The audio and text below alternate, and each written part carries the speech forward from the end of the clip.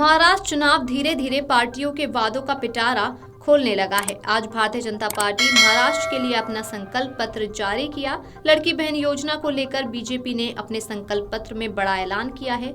लड़की बहन योजना में मिलने वाली राशि को बढ़ाकर 2100 रुपए करने का ऐलान किया गया। केंद्रीय गृह मंत्री अमित शाह ने रविवार को महाराष्ट्र में 20 नवंबर को होने वाले विधानसभा चुनाव से पहले भाजपा का संकल्प पत्र जारी किया। इस मौके पर उप मुख्यमंत्री देवेंद्र फडणवीस, प्रदेश भाजपा अध्यक्ष चंद्रशेखर बावनकुले, मुंबई भाजपा अध्यक्ष आशीष शेलार, केंद्रीय मंत्री पीयूष गोयल और पार्टी के अन्य नेता मौजूद थे। उप मुख्यमंत्री देवेंद्र फडणवीस ने संकल्प पत्र जारी करने के बाद कहा कि एआई ट्रेनिंग हब हम बनाएंगे। सभी स्कूल और कॉलेज में ये ट्रेनिंग दी जाएगी। हम 25 लाख जॉब का निर्माण करेंगे।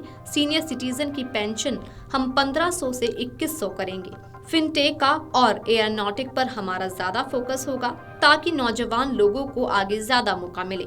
आइए अब आपको बताते हैं कि बीजेपी के संकल्प पत्र में क्या कुछ है। युवाओं के लिए 25 लाख नई नौकरियों का वादा, महिलाओं को हर महीने 2100 रुपए देने का वादा, किसान का कर्ज माफ करने का वादा। साथ ही पार्टी किसानों के लिए भावांतर योजना लाएगी। वृद्ध पेंशन योजना सीमा 1500 से बढ़ाकर 2100 रुपए की जाएगी। स्किल सेंटर खोले जाएंगे। भारत के लिए विकसित महाराष्ट्र बनाने की रूपरेखा तैयार की गई।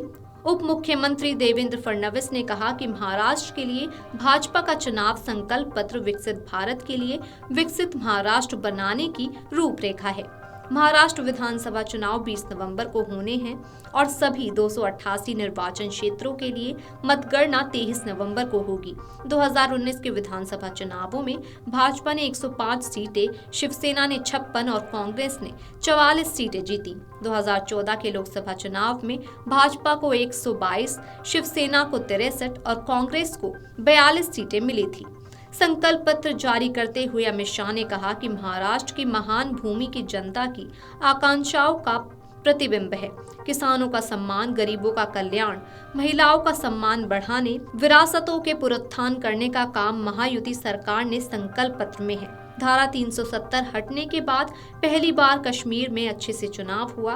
साथ ही धारा 370 हटने के बाद कश्मीर में भारत के संविधान की शपथ लेकर सरकार बनाने का काम हुआ। इस पर देश को नाज है। जिस संकल्प पत्र का विमोचन हुआ, वो संकल्प पत्र ये महाराष्ट्र की महान भूमि का सारी जनता के आकांक्षाओं का प्रतिबिंब है।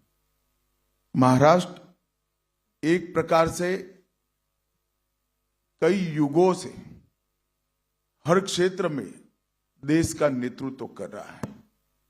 एक जमाने में जब जरूरत थी तब भक्ति आंदोलन की शुरुआत भी महाराष्ट्र से हुई। जब जरूरत पड़ी तब गुलामी से मुक्ति का आंदोलन भी शिवाजी महाराज ने यही भूमि से किया। और जब जरूरत पड़ी तब सामाजिक क्रांति की शुरुआत भी यही महाराष्ट्र ने की।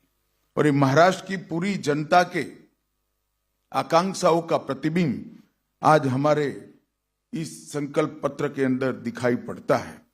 आज यहाँ पर मैं आप सबके सामने उपस्थित हूं। इस वक्त हमारे एनडीए की जो सरकार, महायुति की सरकार चल रही है, उसने किसानों का सम्मान करने की बात की है, गरीबों का कल्याण करने को जमीन पर उतारने का काम किया है, महिलाओं का स्वाभिमान बढ़ाने के लिए हम योजनाएं लेके आए हैं और विरासतों का पुनरुत्थान करने का काम भी महायुति सरकार ने किया है।